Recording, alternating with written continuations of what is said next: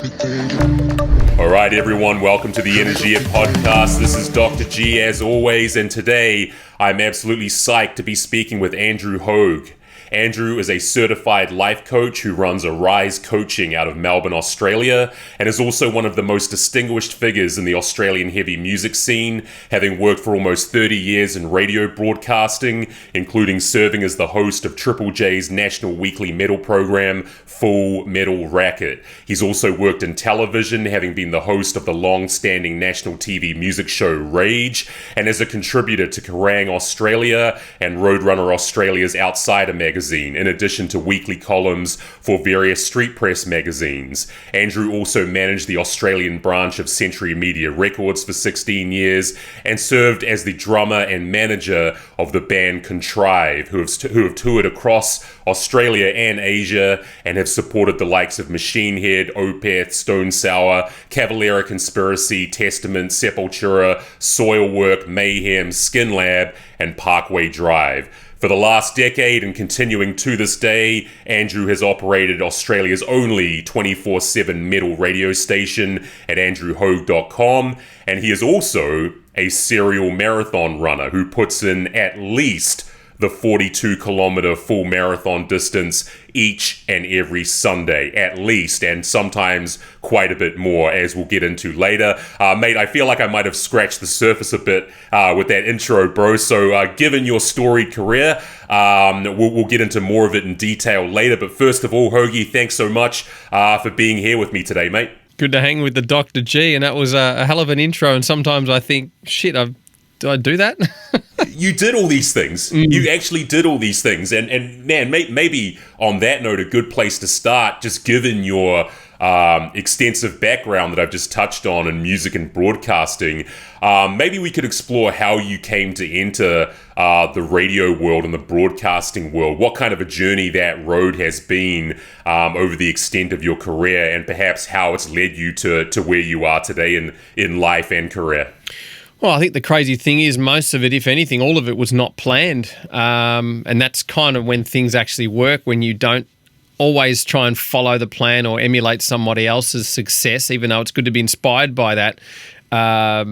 It all just started being a heavy metal fan, listening to the Triple R metal show every Sunday evening as a teenager by the great late Alan Thomas, and used to ring up and send Cheerios to friends and stuff like that. And then eventually I went to a metal shop one time and I just heard the voice. It's so weird when people now talk to me and they go, "It's just your voice, man, I can't believe it." I had the same vibe when I met this DJ. I was going through some vinyl or whatever, and then I heard the voice. I was like, fuck, that's Alan Thomas. And next to him, because I didn't know what he looked like, and next to him was some dude with long black hair and a leather jacket, and I thought, oh, that's him. I'm like, are you Alan Thomas? And he's like, no.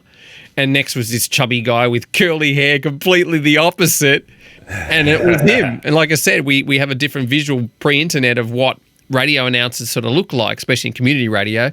And so I met Alan and we were just talking, and a long-time listener, and I was just freaking out, like just nervous, and we just got along. We just started calling. He and my twin brother, we would sort of ring up every week, and then eventually they'd have radiothons for the station to raise money, and then we kind of just sort of created a good sort of friendship, and he ended up letting us come into the studio to help out answering phones and all that sort of stuff. And never did I ever think that radio was my thing. I was just overwhelmed to be in the presence of someone I admired, and also just being obsessed by being around the music itself. I've never had any of these sort of agenda dreams to, I'm going to be this and I'm going to be that. It's stuff you kind of try and plant in your mind as a teenager, but having a pretty disruptive upbringing, 1 minute you're told you're great, next minute you're told you're lousy, and it's just like up and down. So it's hard to, even thinking back then, I never really solidified anything except that I just wanted to do stuff with music. I had no idea what. I just wanted to be around it. So anyway, with Alan, I used to help him, do all the phone answering and stuff like that. And then eventually, I think around around 93, his mother passed away, and he was he was doing the show in the mid-80s. So, and he was at that point where I think things were changing for him and he was losing sort of interest. And he had a co-host at the time. And he said, look, I'm going to handball the show to him. I will find a spot for you on there. And I was like, are you serious? I ended up doing like a local music demo segment where for like 10 minutes a week I would just sort of review a couple of local demos that bands would send in. And actually prior to, I'm going to backstep again, prior to that whole time with Alan and 3RRR, I used to ditch school and go to the PBS metal programs in the afternoon and sort of sit in there with some of the DJs I'd meet at shows as well. And then, they'd say, do you want to get on air? And, you'd just be shitting yourself. And then he'd press the button and say, okay, we got Andrew in the studio here. What was that? Oh, that was Creator from the new album Extreme Aggression, just trembling. And then, it was funny because there were moments where it was like, at the end of the quick rant, how was that? Was that good? And he hadn't even turned the mic off, stuff like that. So I'd say goes back further from RRR to PBS, but back to RRR again, because like I said, this is tangents. Alan ended up giving me the demo segment to do, and over time I kind of moved further into being not a total co-host, because the host at the time, the new host, was I wouldn't say the greatest of persons sharing the microphone with somebody else. It's a pretty egoic thing being on radio. It's very powerful, and it's just, listen to me. So Sure. Over time, I kind of weaned in a little bit and got a little bit more airtime with him and stuff like that. And I just rode that wave as long as I could. I obviously, over that time, started building more rapport with record companies and getting to interview bands and stuff like that. And I think around 97 or 98, that co-host was I think he was moving to Japan or something like that. And okay, at the time he didn't think that I would have the know-how to take over the program, but I think that was just his own ego trying to block me. And I ended up taking over the RRR radio program, which went from, I think, Metamorphosis to the Hard Report or whatever. We changed the names a few times. So that was like a 4-hour program every week on Sundays from 10 p.m. till 2 a.m. And then I ended up having another co-host at that time, but I was sort of technically pressing all the buttons and sort of doing it all, And the crazy thing is I ended up moving into the street where the station was situated. So I was 200 metres from the station. So every couple of days I would go in after hours when I was working part-time at a record store, and I would just practice. I'd go in there and just do pretend 4-hour radio shows with me because I wanted to improve radio, because it wasn't like, oh, this is the next step for me. I just wanted to get better as a presenter. So that's what I do. I'd go in there at 2-3 in the morning on a day off when the graveyard shifts were on the air and the other studios were empty, and then I would just sort of record and program fake radio shows just to see how I sounded. And I would sort of do that quite often. I wouldn't tell the other guy, of course. And over time I felt my skills were getting a little bit better, and even then, I wasn't listening to other announcers trying to emulate them either. I never really went down that sort of route of copying and let's see how radio people do their thing. I was just doing my thing, just for me. I was just like, just want to keep spreading the word of music, because the passion was always that, and the music. It wasn't about... That's why I just tell people radio is such a privilege. It's not about you. It's the message you can convey to people, because the audience has more power than you do, because they can turn you off like that. As much as we think that this is the ultimate power of I'm on radio, so you're going to listen to me now. Like, yeah, right. Click, next channel. How often do we just channel skip TV? Boom. We think we command a presence, but the audience are the ones that are going to keep us in a job or not, and they can turn us off like that. So I never kind of forgot that. No one ever really told me that. I just kind of became aware of that over time by not getting completely sucked up in your ego. There's a fine line between being confident on radio, which is important, versus I am the shit. And I heard a lot of that over my career in radio with a lot of announcers who didn't come from the I'm confident. They came from it's all about me. And I think that really cuts you off from your audience. So working on RRR up until, I think, it's a bit of a blur, I ended up doing double duty because around 2001, Costa Zolio, who was running the 3 Hours of Power on Triple J at the time, who I became good friends with because I was starting to run the Century Media record label in 98. So I would send him music to play on the Triple J show for the label. So we got along really well. Anyway, he got the phone call to say, hey, you want to take over Drive? And he's like, yeah, that's his sort of next thing for him. And then they said, well, you got to try and find a replacement for 3 Hours of Power on Triple J. And he gave me a call one afternoon in January of that year and just said, buddy, I've just been offered Drive and you'd be the perfect one for the program. And like, obviously jaw hit the floor because, you're going from a community station to full national, which is, the biggest program in the country. And I was still doing Triple R at the time. So I remember I contacted Triple R and said, hey, I've just been offered Triple J. And the station manager at the time was really cool and just said, well, yeah, you can still do the show here if you want, because Triple R was voluntary, Triple J was paid. At the time, I didn't realise that. I was just like overawed that I got given such an amazing opportunity, I never thought about money. And so I was doing double duty for a while, Triple R on Sunday nights with my co-host and then Triple J on Tuesday. And that was really difficult because I felt my presentation skills go from like 5 Triple R community. It's kind of loose, you don't think about trying to sound fantastic, or a commercial announcer, because, for us in metal and music, we weren't about the commercial world. We were just about sharing our excitement for music. So it wasn't really even down to your presentation. You were just like, fuck, check out this new album. It's awesome, blah, blah, blah. And what do you think, And I felt my skills just really had to step up because here I was on the national stage with some amazing announcers, Francis Leach, who I'm still friends with and inspired by, obviously Costa as well. And I thought, man, I've got to step up now. I was on a sort of a national stage, and I'd also dislocated my shoulder skateboarding a couple of weeks before. So for like the first 6 weeks at Triple J, I was literally arm in a sling, thrown in the deep end, trying to learn how to use their panel with one arm, while I'm just trying to think, holy shit, I can't believe I'm doing this program for starters, and doing it all one-handed. And I did that for about 10 years. And I mean, that's just a whole other 10 episodes. But I sort of, like I said, I've never taken time off from radio at all since 93. Okay, after the end of 2011 when Triple J decided, your time is up, which wasn't fun. It was a very difficult decision. Well, not a decision. It wasn't my choice. It's funny how everyone thinks that I passed the torch. It's amazing how they kind of painted that picture that I'm passing it on to the next generation. I was like, that's fucking discrimination.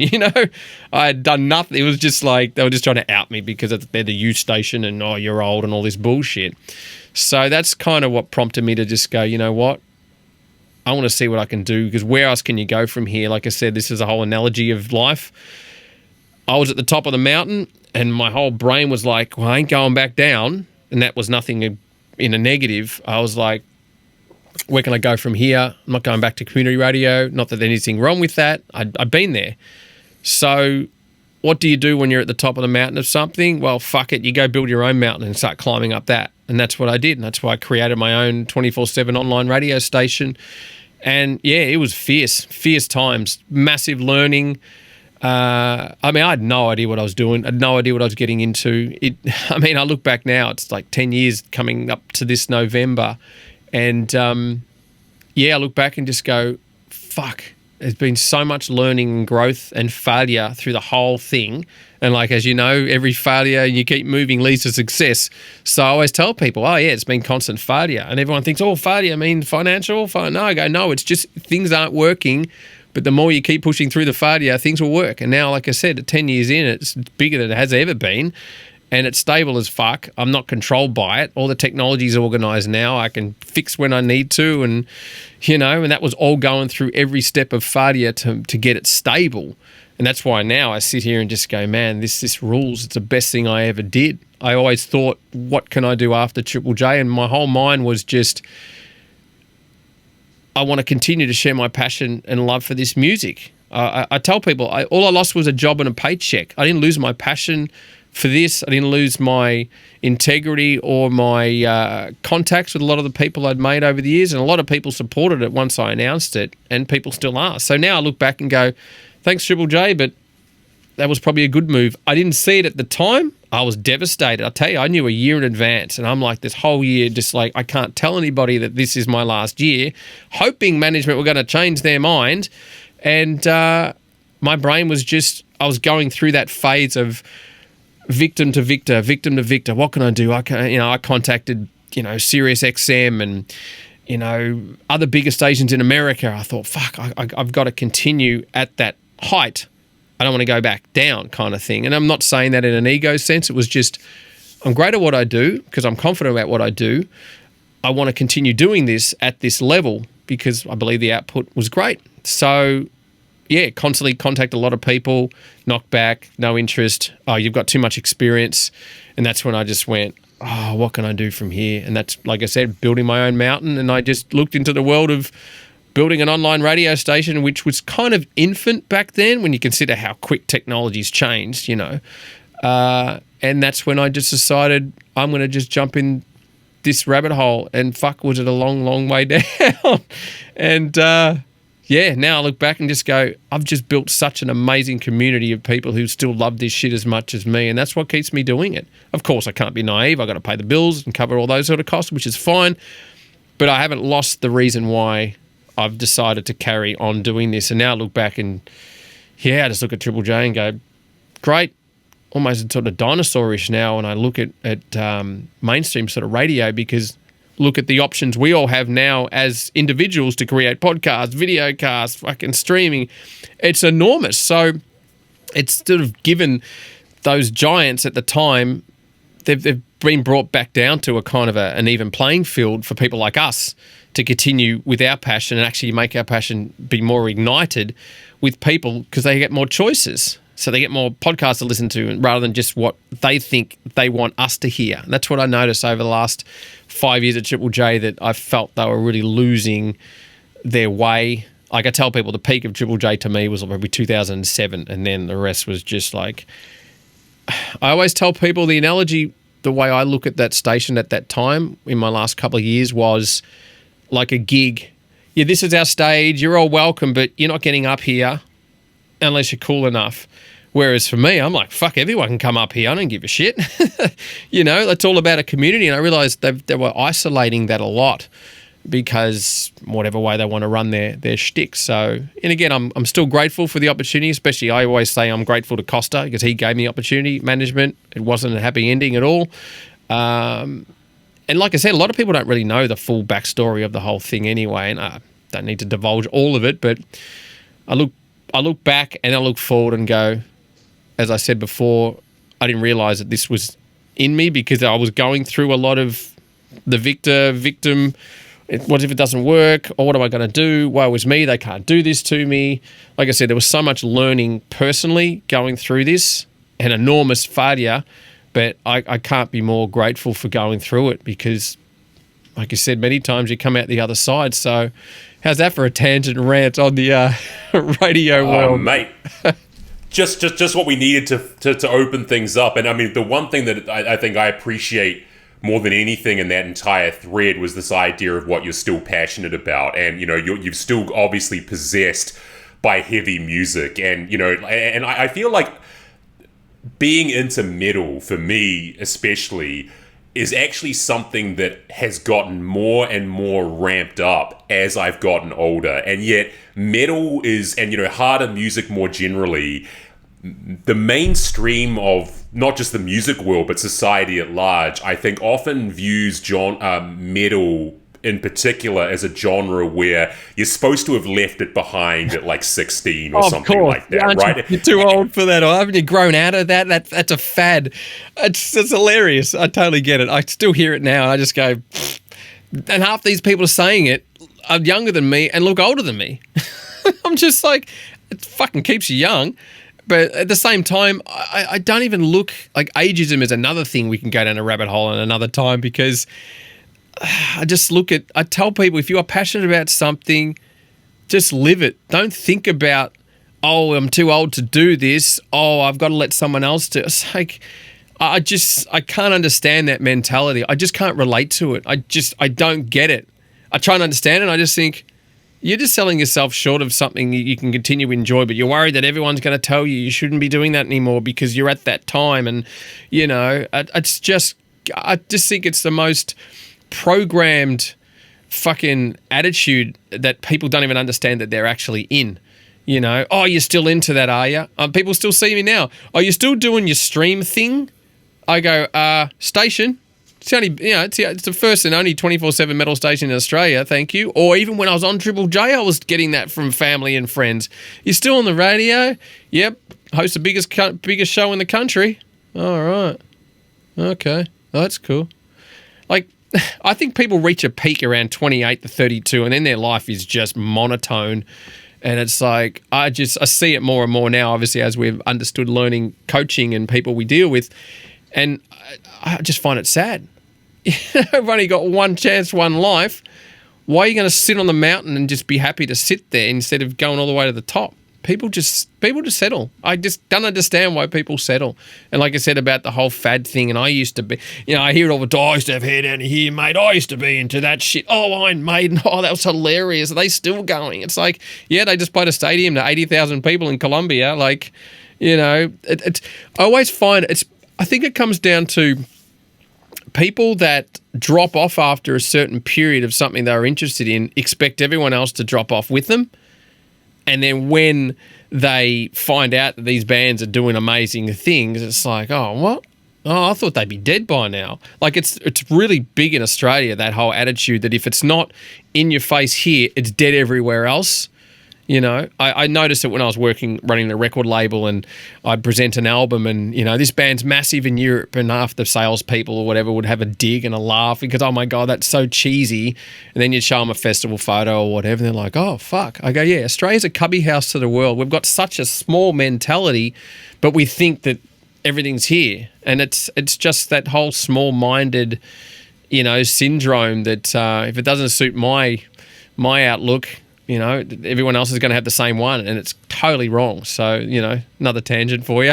Yeah, look, man, for me, it's almost like the visceral, call it Peter Pan aspects of liking metal have become stronger for me over the years. So now I actually find, especially if I'm working out or something like that, I'll hear some new fucking brutal death metal record or something like that, and now more than when I was 19 or something like that, I find myself in this kind of escapist moment where I'm like, fuck you, fuck you, fuck you, fuck you, fuck you, and really getting into it in a way for which when I was 19 or 18, I'd be like, oh, well, that's quite heavy, I'm attracted to this. Now it's actually, I feel the pull and I feel the attraction of this, this broader musical genre that I've been into most of my life. I feel that now at an actual more visceral level. And so for me, the idea that I would abandon this genre that lands with me on such a level because it's supposed to be people say the same thing about TV shows and stuff like that as well, as if there's some acceptable, universally approved age at which, that's when you stop listening to certain genres of music, that's when you stop watching certain TV shows, and then you join the quote adult world. Well, I always found the adult world, quote unquote, super unappealing and super boring, and that's why I've charted off. I've been someone who's charted off on my own and done my own thing anyway. But also, I just think there's something so self-dishonest about stopping the opportunity to appreciate something that you like because society has imposed these expectations or constraints around it. I mean, I get something like, how you dress or something like that. I get that at a certain point, if you want to have a successful professional career, then maybe you have to take certain steps to sort of comport and look a certain way. I'm not saying that you want to hang on to every single jot and tittle of your youth and drag it kicking and screaming into adulthood. Yep. But something like music in particular, saying like you alluded to before, the person who says, "Oh, I used to love Iron Maiden back in the day. What a riot they were." My only response, like yours, is now, well, Iron Maiden still fucking rule, and they still play to 80,000 people a night, and they still kick ass, and you can still sit there and listen to those old Maiden records and be like, fuck, this shit is timeless. I think it's a tragic waste that people feel that obligation to like move past it in what I would consider the name of faux maturity. Yep, and conformity at the same time. And my partner doesn't like it, or my mates aren't into it. I used to get a lot of friends, can I come to a gig with you? Because I got no one to go to shows with. Why don't you just go anyway? You're never alone because you're amongst people that like the same shit. It's like, dude, what's the problem? What, you got to stand there and think, I'm by myself? Hundreds of people go to shows on their own, but when you get there, you're there as a collective because you're there for the same thing. So you're not alone. So I always say, I'll meet you there. Cool, come along, It's like I said, I've always never understood that whole thing. Like, and this is the thing as well, moving into coaching, there's a bit of an identity shift that I'm dealing with, not in a bad way, but people like, what? Hoagie, that metal guy, radio guy, is helping people with life? Well, what the fuck? Like, and I always used to think, well, I'm generally a pretty positive, upbeat guy anyway. Surely this isn't too much of a shock to the system. But again, you get put in that identity and that box that most humans want to put us into. Like, Gareth, he's a metal promoter in New Zealand, and what? He's living in Vietnam and he's a coach. That's not the same Gareth I know, because everyone just expects you to be the one thing for the rest of your life. And some people will do that and stay that. They'll do the same job for the rest of their life. Great, that makes you happy. Or they'll stay a certain way and they don't want to evolve. Either they can't, have no awareness, or they're just not willing to. Either pressures of others and stuff like that. So for me, it's like, well, when I tell people the whole coaching thing, I'm still the same guy, man. I still do my shows every week. I still love my station. It's business as usual. It's just their what's the word? Their perceptions of you.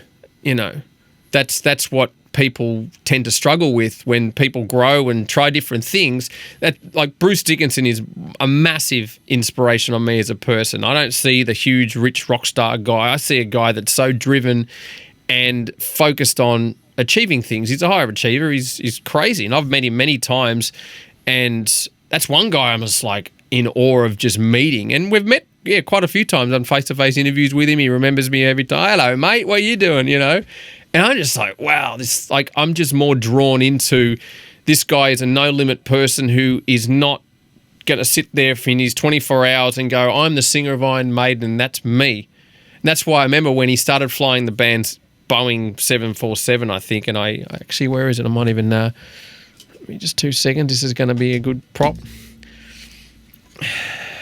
See if I can bring that up to the, there you go. Up to the camera. So there you go.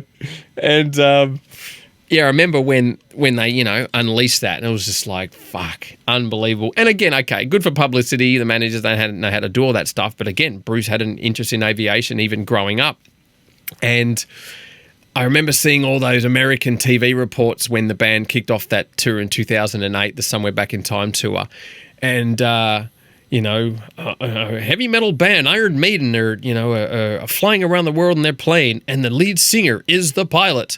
And then you see these anchor people, I don't know if I want to be on that plane with a crazy heavy metal band. What, Bruce is going to be drunk at the fucking cockpit just acting like a dumb rock star? Like I said, how people just they limit themselves on how they see these people because Bruce is just the rock star. He's not a pilot. But hang on, that's what he is. He's doing both. Why can't he be both? Like how people tend to sort of just put you in a box. Whereas that's why, like I said, people like Bruce Dickinson don't walk around every day going, I am this. They don't label themselves as what they do. They just do. That's why I love that guy, because he just does stuff. He doesn't care about, he just does stuff. And that's kind of what I try and emulate in some respects, not complete emulation, of course, but just, be inspired by, I guess, to use a better word, because he's just not getting trapped in being one specific thing. He's just like, so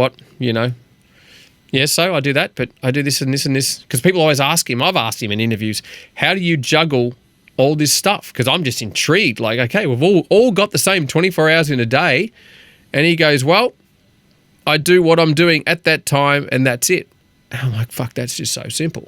Yeah, we're all in this multitasking. Oh, I'm checking emails, but I'm also texting and I'm blah, blah, blah. And it doesn't work. Multitasking just doesn't work. I learned that from him as well. He was telling me that.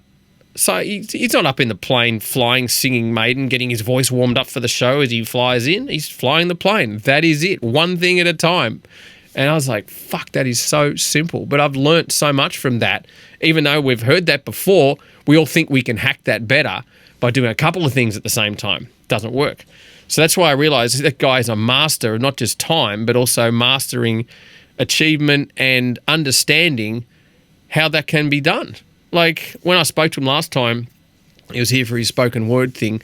I think he just set up, I know he's got his own aviation maintenance company in Cardiff, somewhere in the UK.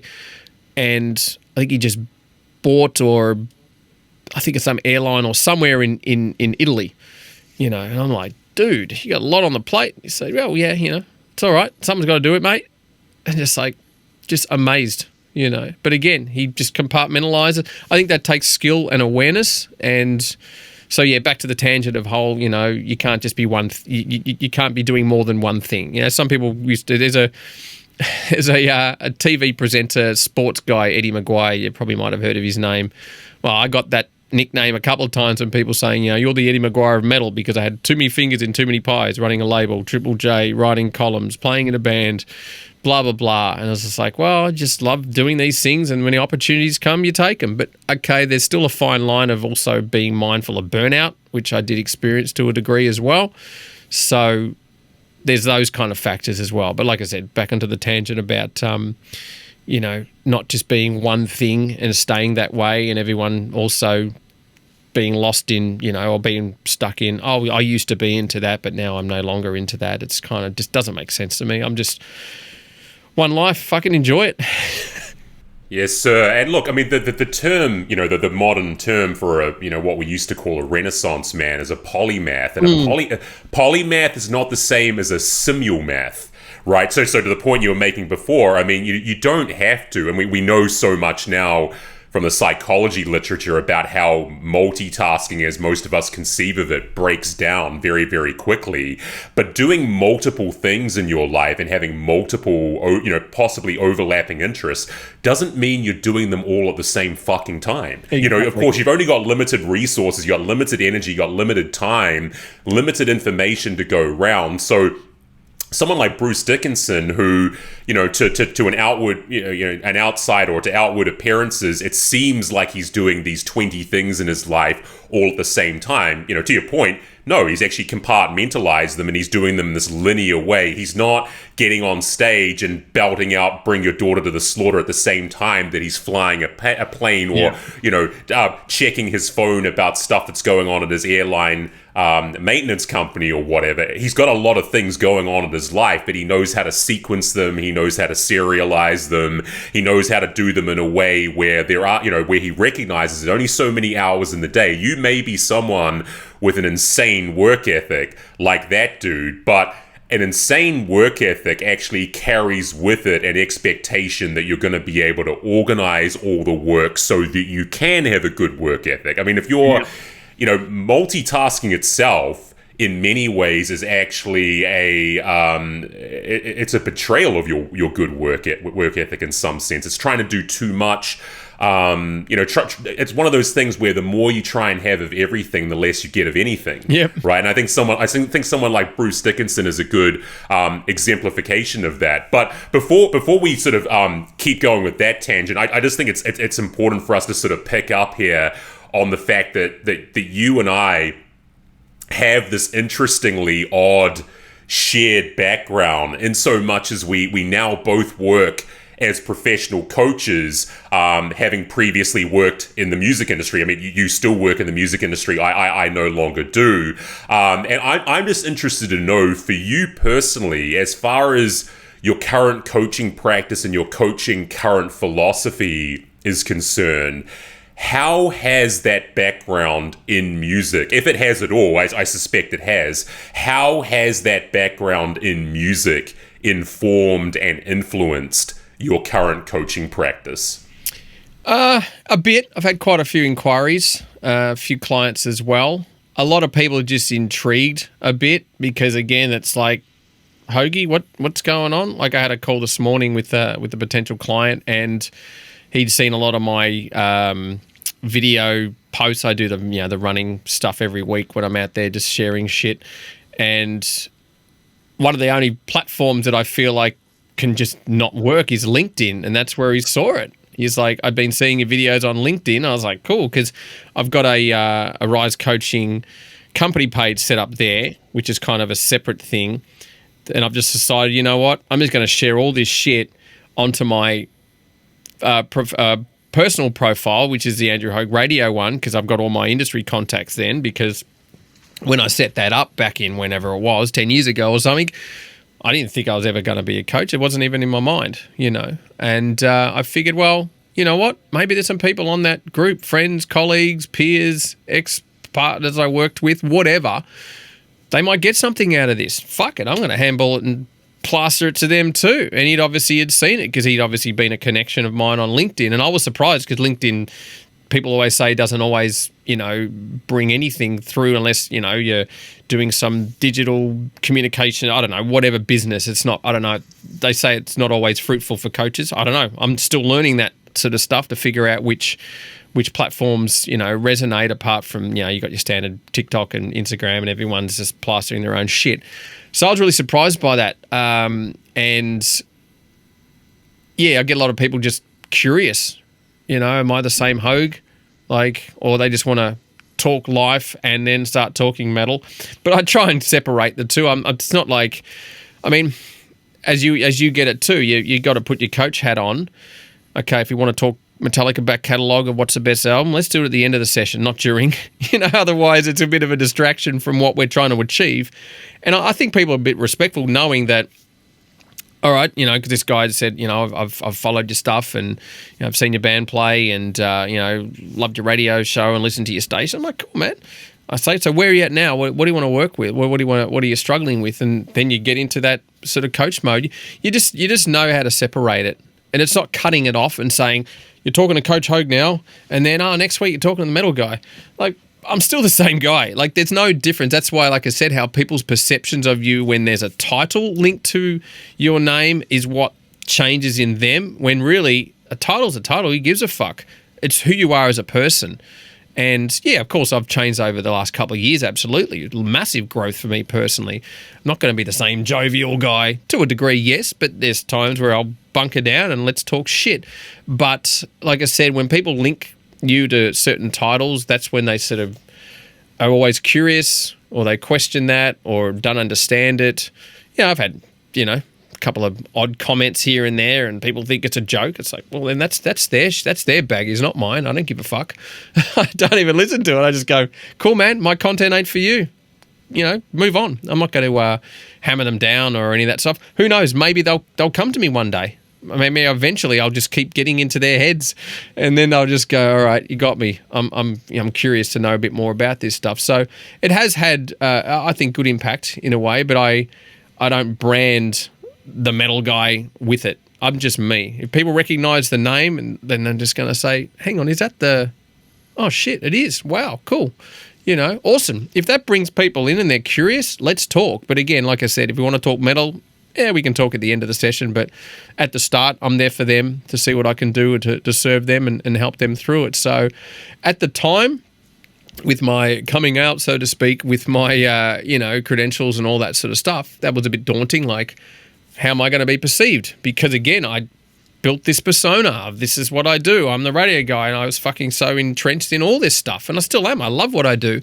But again, moving into a completely different space, but also retaining that when everyone just wants you to be the one thing. I still get people introducing me to other people. Oh, this is Hoagie from Triple J. I'm like, that was like fucking 10, 20 years ago. Like, dude.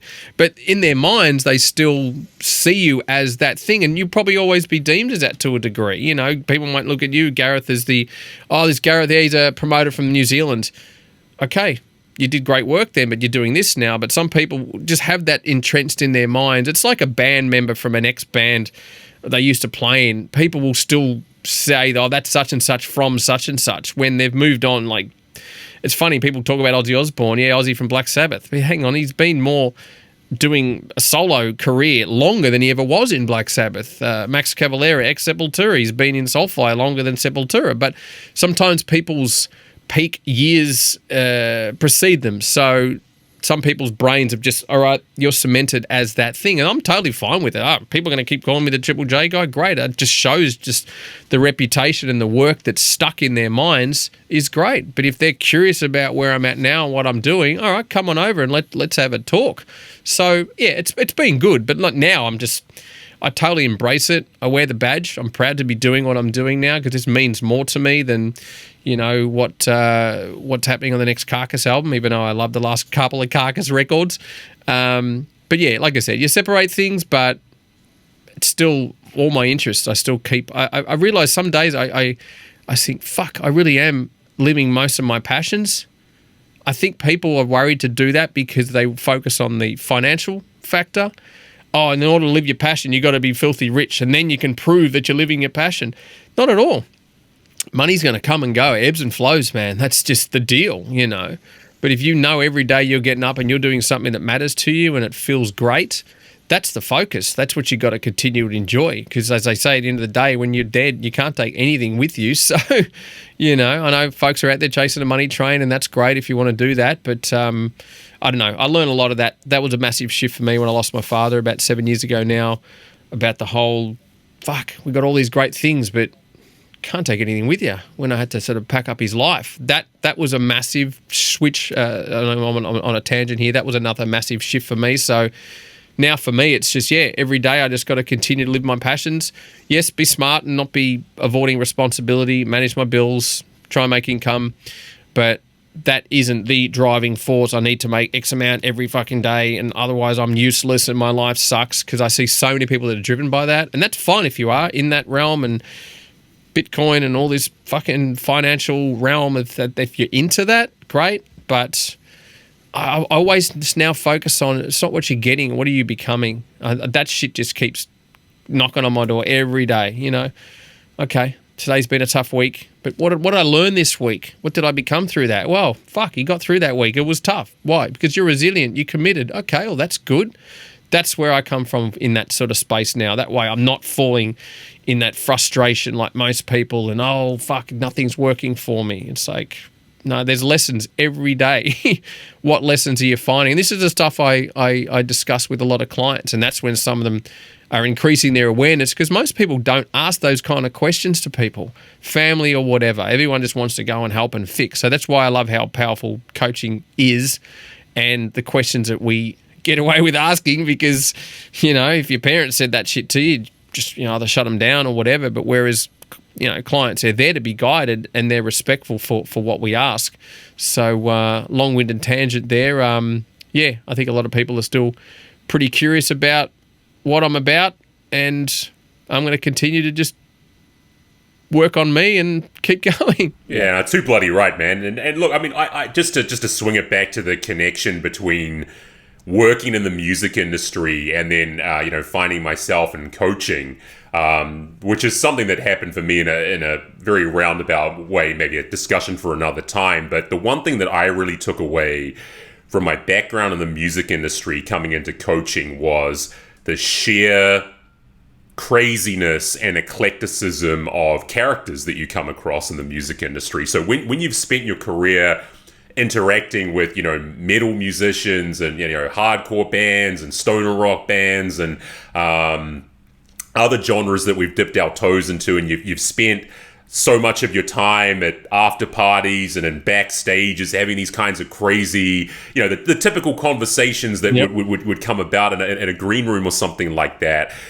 When I made the pivot into getting my PhD and then moving into coaching, the thing that it really set me up for, I don't want this to sound mean-spirited, but when it came to coaching quote-unquote regular people, their problems and the things that I would assist them with as a coach seemed so much more tractable and so much more normal than the kinds of things that I would confront in your average musician who, the music industry just kind of self-selects for people that are a bit more lateral in their thinking, a little bit more out there in their personalities and so forth. And so when you're coaching someone who's, head of supply chain at a concrete pipe company or something like that, and you're engaged in a coaching engagement with them. I treat all my clients with the same focus and the same attentiveness and the same willingness to explore what their issues are and everything like that.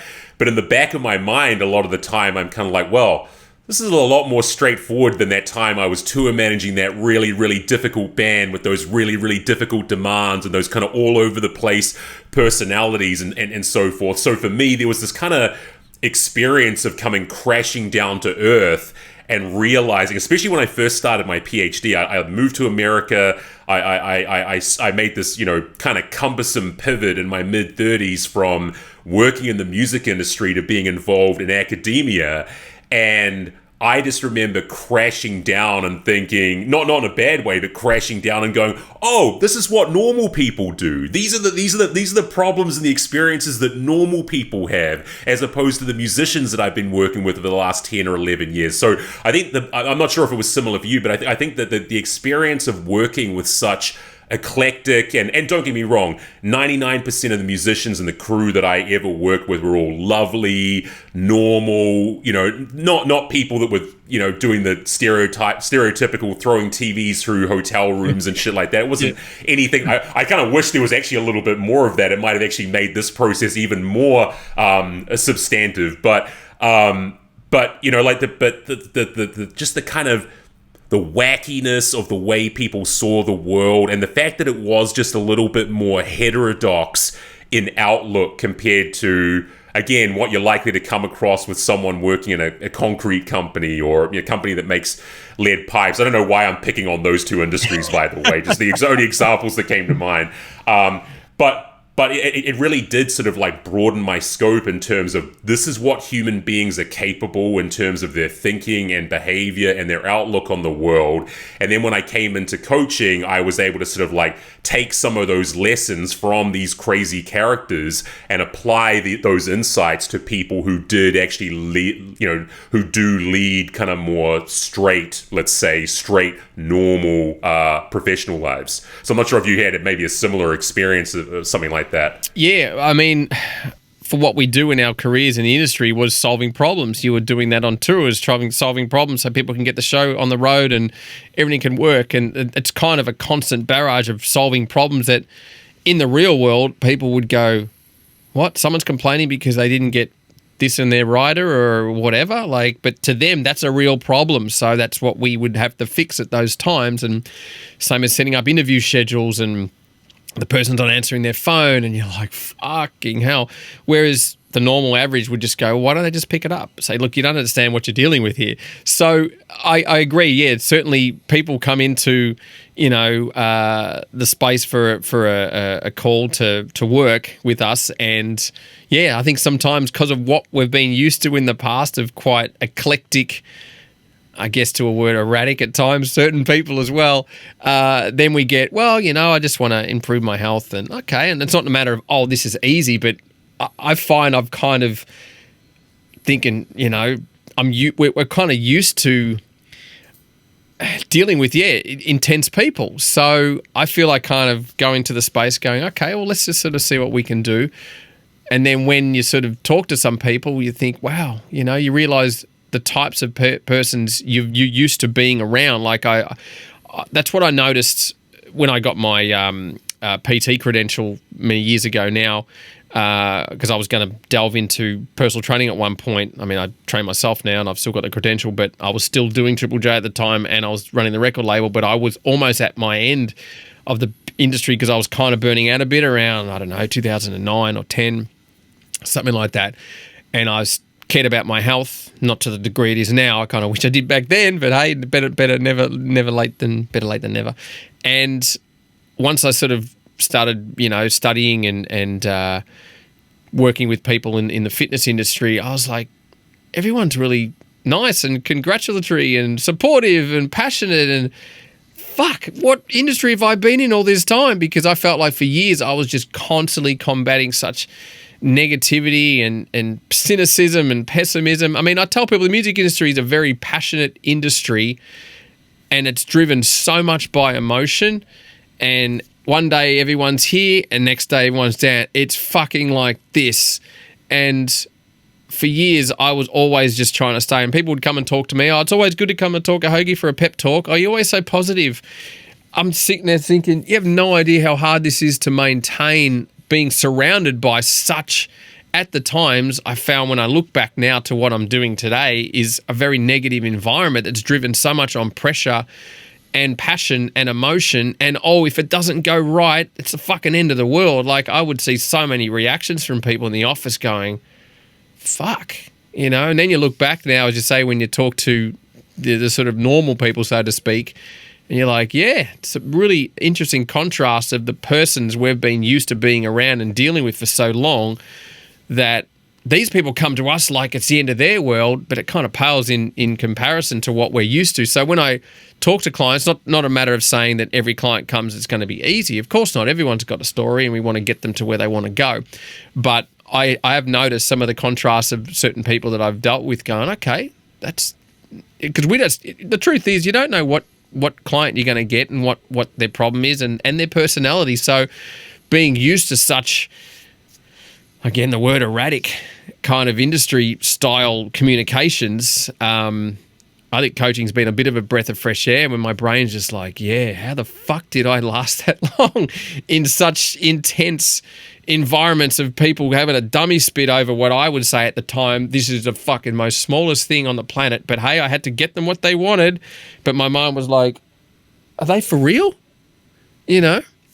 So I totally agree with you. This is almost like, yeah, you survive that kind of industry. I think we can do okay with the rest of the sort of the norm out there, because, you know, it's like every day, boom, boom. Like you get an email from somebody and you're like, fuck, are they for real? Like, that's why, like I said, talking to you and Brad a couple of weeks ago, you know, how we learn now to master stress. My stress levels are fucking next to zero these days. Whereas back then, I wish I mastered what I'm doing now for that at that time, because I was caught in constant reaction, because I was also feeding the reaction of others, because the industry, again, is a very passionate, reactive driven industry that has to be done now. We got to get it. And you know, and it's great when you get those wins. I'm not saying every time it was like a bomb. You know, when an album goes gold or whatever, or a tour sells out, and we're all like, fuck yeah, you know, everyone's so elated, but we realize how driven and intense, you know, the pressure is, and the personalities that we're surrounded by. It's certainly not an industry for everyone. Everyone would just like, oh, so you just sit in your office all day and listen to metal? Like, I have no idea. You know, it's just one long constant email, and usually around the clock. And it's intense because people are just, they want what they want. You got to get them what they want, but you got to get what you want, and everyone's got to meet in the middle. But no one tends to want to do that because everyone's way is their way. And I go, it's a constant struggle of improving your communication with people. And that's the biggest takeaway I found working in the music industry, and then now having to know some of the most difficult personalities I've encountered to what I'm dealing with now isn't a breeze, because everyone, like I said, has their own certain things they want to solve, but it is a huge difference from, you know, people that I'm dealing with now than what I did then. So yeah, I couldn't agree with you more on that. Yeah, and look, man, for me, the way that I kind of got set up for the positive in that respect is that I have so many clients now that will preface something they'll start this big preamble, and they'll preface what they're about to say with something like, look, I hope this doesn't sound weird, or something like that. And then by the end of what they've told me, yeah. I'm already searching back to 10, 20 different examples of the difficult lead singer or the difficult tour manager or something like that, who were way worse at whatever else, whatever you've just told me. Like, you know, like are other people like that? It's like, well, some other people are like that, but guess what? You're not the weirdest of the lot. You know, you're, you know, and I never say it like that to them as if to, you know, trivialize or downplay the significance of whatever the issue they're raising or whatever it might be, but I think again, the great thing about the music industry is because you have to, I mean, you mentioned the word, like how passion-driven an industry it is. When you're so used to dealing with people that are kind of all passion all the time, when you then get to work with people who are a bit more measured and a bit more reflective and a bit more sober, and they're not so swept away by passion and emotion all the time, it seems, again, a lot more straightforward and a lot more tractable. And I know this might seem like sort of a sort of a strange pivot, but just while we're talking about the idea of like comparative weirdness, and man, I've been looking forward to bending your ear on this one for a while now. Weekly marathon running, right? So to other people, it might seem insane, bordering on masochistic. To me, and the way that I think about pursuits like that, I think it's hardcore as fuck, and I actually think it's totally inspiring. No bullshit. You know, like, and I know that word inspiring or inspirational gets bandied about a lot, especially in the line of work that we're in as coaches. But I find it truly inspiring. I mean, I love running. I'm good at it.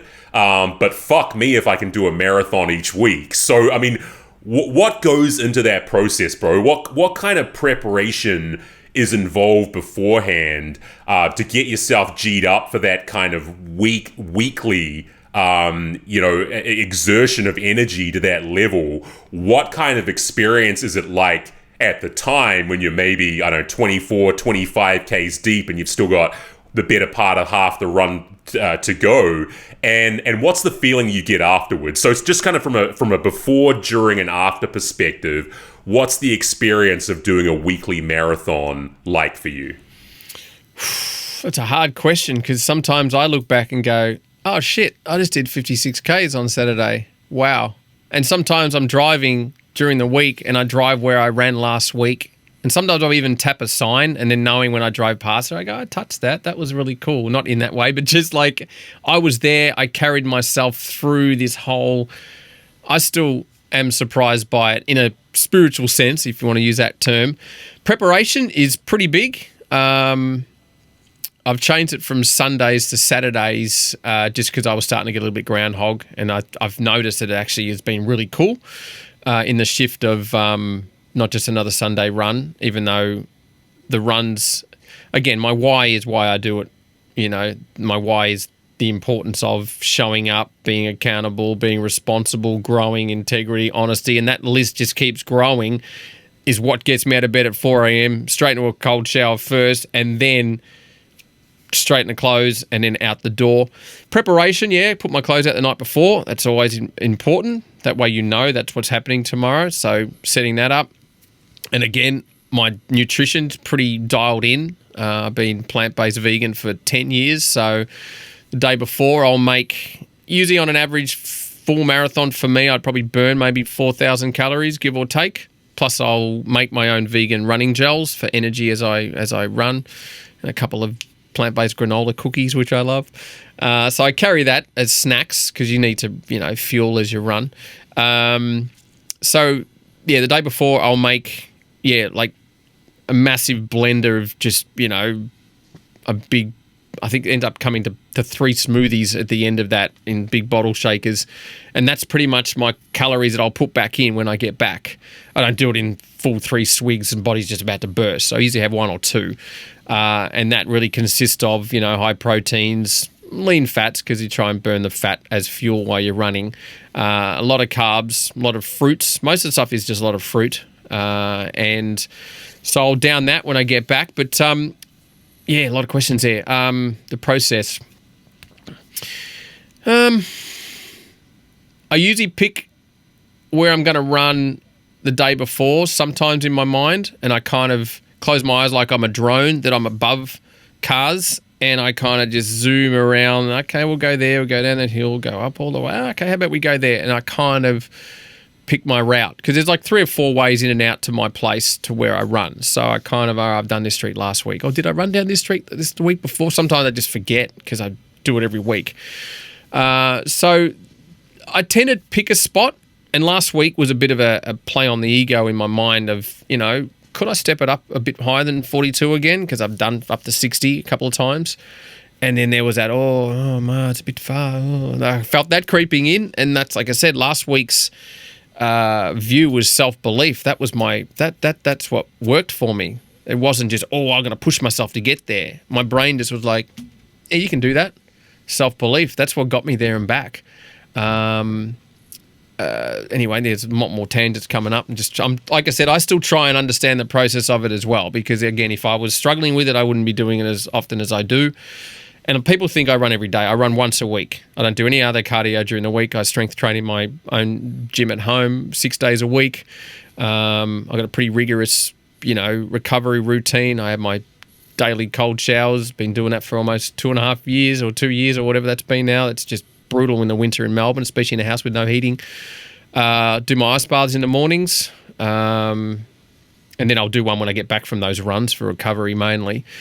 But with the run itself, crank some tunes. A lot of the songs are songs that remind me of my father during his, football years. So there's a lot of 80s power rock, I have a lot of cool podcasts and stuff like that, self-development stuff to listen to. Earl Nightingale, I really dig. I just love that raspy fucking 50s voice. I've also got a couple of my dad's voicemail messages that I retained a couple of months before he passed. I don't know why I kept those, but I somehow did because I felt like, it was a walking time bomb because his health wasn't great. And they come on mid-run sometimes, and fuck me, they rip your heart out sometimes because it's like he's in your ear on your phone. So those things sort of really help as well at certain times, just to know that he's there. And it's just, hi, Andrew, just checking in. How you doing? I'm like, yeah, good, Dad. I'm sort of halfway through just like, whoa, but I find there's not much thinking. Okay, I shouldn't say that. There is always a lot of thinking on the run, but it's not intense thinking. People I know who want to do all these runs are going out in pain, and they're the hardest runs to do, and that's how mine were at the start because I was shaking out a lot of crap. And they're good for stress relief, but when the body's already in stress and the mind's pushing it as well, something's going to give. Either you'll just go, I'm fucked, I can't do this, mental collapse, or a body collapse. Whereas now, I feel like they're both in flow. Sometimes I look down at my legs and go, how you doing? Okay, cool, thank you. It sounds crazy, but it's like I'm kind of just so in sync with it. I know it sounds hurdy-gurdy spiritual shit, but and I'm not really sort of totally into that, but I appreciate it. But it's hard to, some days I just run. Sounds really stupid, but very easy. I just run, and I keep thinking on my mind why I'm doing this, and what it means to me and what I'm learning. And of course, some good pumping tunes come on, get you pumped as well. It's just such a combination of a lot of stuff. But I'm also very alert when I run because of cars. I run streets. So I've got the full high vis. I got the miner's lamp, especially because I'm leaving at like 4:30 in the morning and it's pitch black. No one's out, which is great. But it's easy to get caught in the clouds with the music, and then a car's going to boom. I've had a few near misses, but I'm so aware, even though I'm not aware, if that makes sense. Like I'm caught in the run, I'm feeling the flow, but when I'm running, I'm like, is a car coming? It's like I go in and out in a really sharp way. Like your focus is really strong. And when I get back, sometimes getting back, it's like, okay, shit. I just did that. Wow. Then I go, okay, what did I learn? I try and take away the lesson first and just, I don't even care about the time. I tell people about the stats. I don't really give a shit about that stuff. I'm like, great, I'm slow as shit this week. I was faster this week. Oh, was I? Oh, that's cool. People say, your elevation was a lot higher this week. I'm like, oh, really? Great. I don't care. Like I said, in some weeks I pick a number and go, let's see if we can do 50. And let's see if we can do 60. Oh, let's try 40. Let's see how you feel. Like tomorrow, I don't know how I'm going to feel. I'm just going to get up and go. I might sit around 50 because last week was good. Really good, actually. I didn't even check my phone until I was 54 Ks in when I was going to do a Facebook Live and went, holy fuck. because it doesn't feel like it after a while. But, there are times the brain can play tricks when you get to 25, 26. It can be, oh, fuck, you've done this road before. Oh, now you know how far you got to go. And then my mind's just like, don't think about then, think about now. So I think about the food I'm going to gorge on when I get back, and it's going to be freezing in the ice bath because my body temperature's cooled down. The brain just goes ahead at future, just keeps going, and I just go stop and just focus on each step. And then it just brings you back into the now, which we hear a lot. And then I start running, and boom, there's another 5Ks already under my belt, and then you just go. You've really got to control the presence of your mind. Really, that's a massive thing. Because, otherwise you'll just tank and go, I don't want to do this, this is fucked. There's plenty of times that's kicked in. And then, you can override your mind with your thoughts. You really can. I know that sounds bizarre, but I find I get into the zone around 15Ks. Sometimes the first 5 or 6, it's a bit slow or whatever, or you think, oh, man, groundhog. And then it just kicks in. You're like, now I'm in the zone, let's go. Or when I've got 5Ks left to go, then I tell myself, all right, let's start. You're on a 5K run now. And I kind of almost like I delete the last 30, 35 that I've done. And then it's almost like you trick your brain into thinking, all right, we just got a quick 5K to do. That's not far. You've done that. 5Ks is easy. Yeah, cool. Let's go. So it's constant conversations with yourself, the real self, the one that's like, yeah, let's go. Like there is a lot of that going on. You do talk to yourself a lot. Which a lot of people don't understand about the two minds, that we have, the ego mind and the true self mind, all that sort of stuff, which is real, which is not, which is trying to keep you safe, which is the one that wants you to grow, it can play tricks. But, so like I said, the preparation's pretty enormous, just getting the food in as well, and then stretch. And usually after I'm done, after the ice bath and the cold shower, and then I rug up, then I'll stay limber for most of the day. I don't stretch straight away, but I will walk. I'll just go for walks around the block for half an hour and just think about the run and how it felt and just keep my body loose. And then it's blowout time in the evening, which is gorging on food. And like I said, Beautiful. I haven't, my weight hasn't dropped in the sense of, I track my calories. So the only weight's coming off is a calorie that I'm tracking. But as far as that and muscle loss and all that sort of stuff, it's fine. And I still get regular massages every fortnight with my myotherapist, and eventually I'm going down the rabbit hole of getting an infrared sauna soon and delving into red light therapy as well. So I'm right into the sort of wellness stuff because I really enjoy it. I know it's hard on the body. Everyone says, oh, you won't be doing that when you're fucking 90. Probably not. But you know what? I'm going to be a happy 90-year-old looking back saying, look what the fuck I did. And that's what I tell people. It's not about the running. It's what you become and what you learn about yourself, because nothing we do is going to last. But I sure as hell want to have a hell of a time doing it.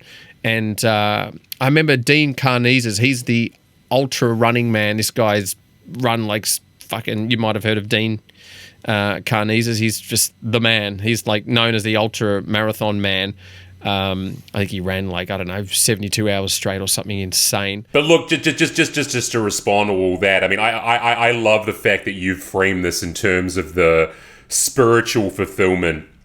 And I'm not afraid to use that word in a secular sense as well. I love the fact that you get a legitimate spiritual fulfillment from this. And also for me, man, the knee-jerk reflexive response that you get from most people when you say you do something. Like I get it from a lot of people when I say that I get into fasting. Like I'm right into fasting and stuff like that. I'm one of these people who has like a feast and fast approach to eating. So yeah. I like to be able to put my body through the rigors of a 48-hour fast, because that's actually tapping into something that humans are supposed to do from time to time that we've kind of had blunted out through modern life. But that's just one example. I'm more sort of referring here to the general response that you get from people when you say something like you do a marathon every week.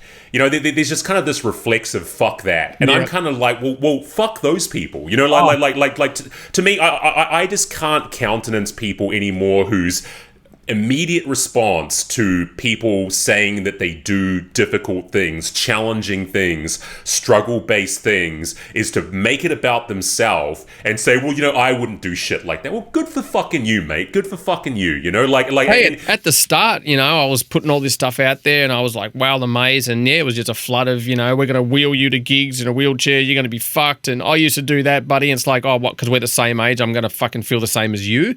And after a while, I used to sort of play on with the jokes, but I'd be just like, why the fuck are people giving me shit or telling me what to do? Now I've erased a ton of people from that. I'm like, you know what? You go live your life, I'll live mine. I don't give a shit. And yeah, it might be doing me damage, but you know what? So far, so good. And I know I'm doing it for the reason that worked for me.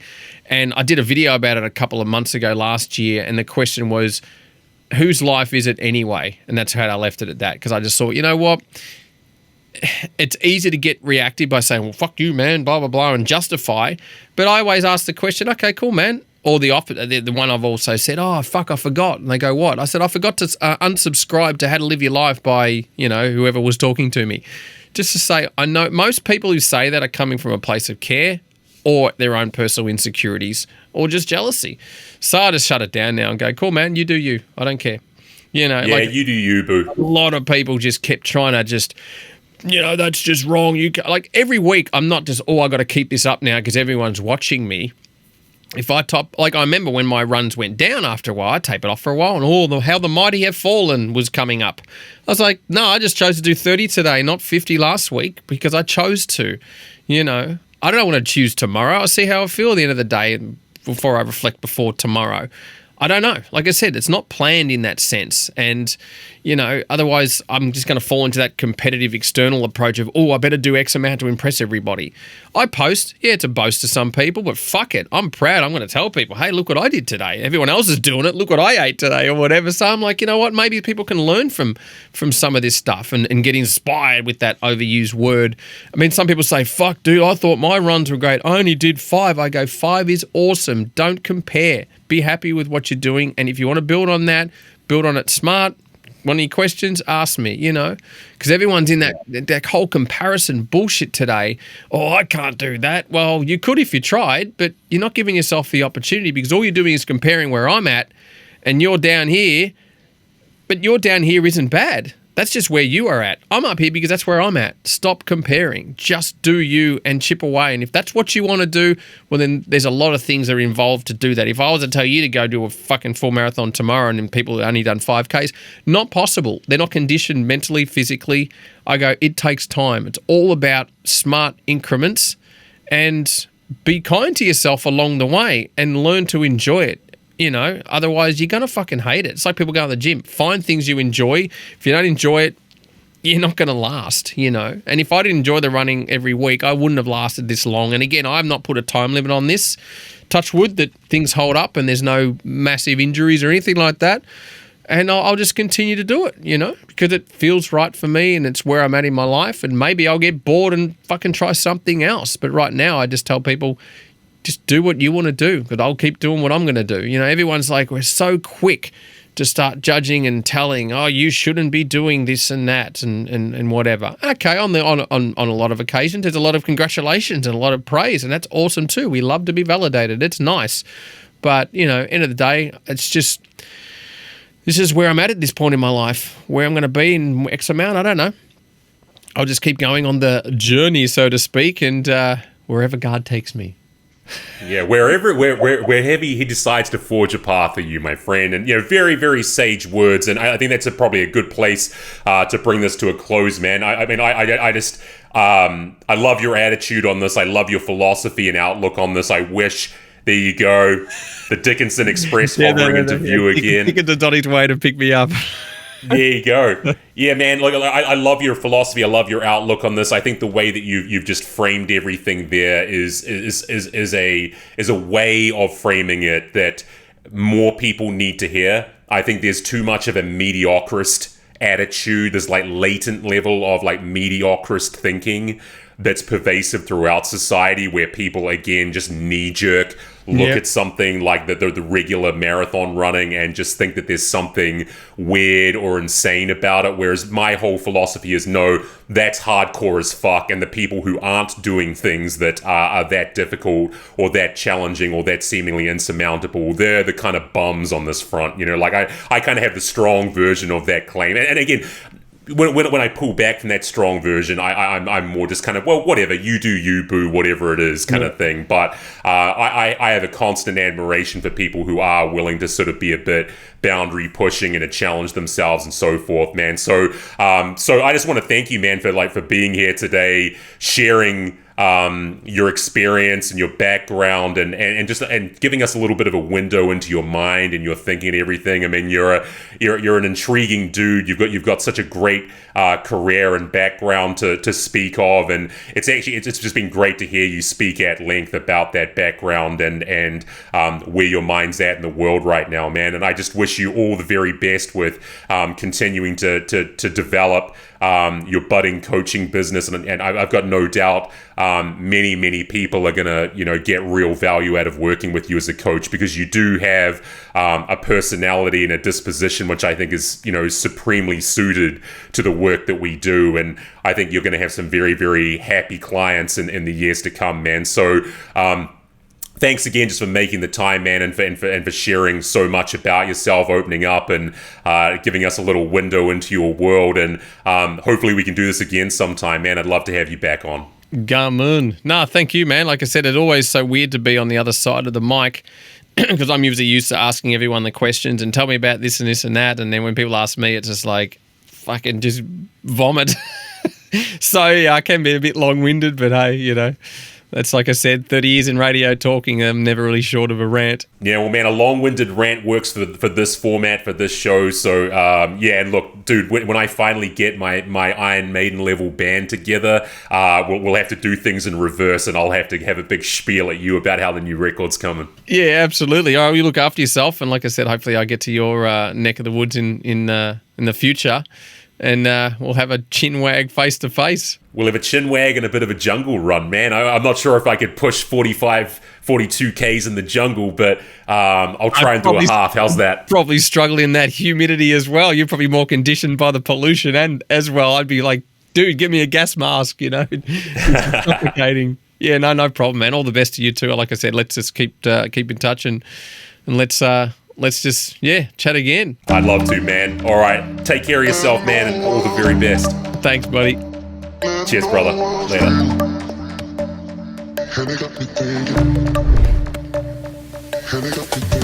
Later.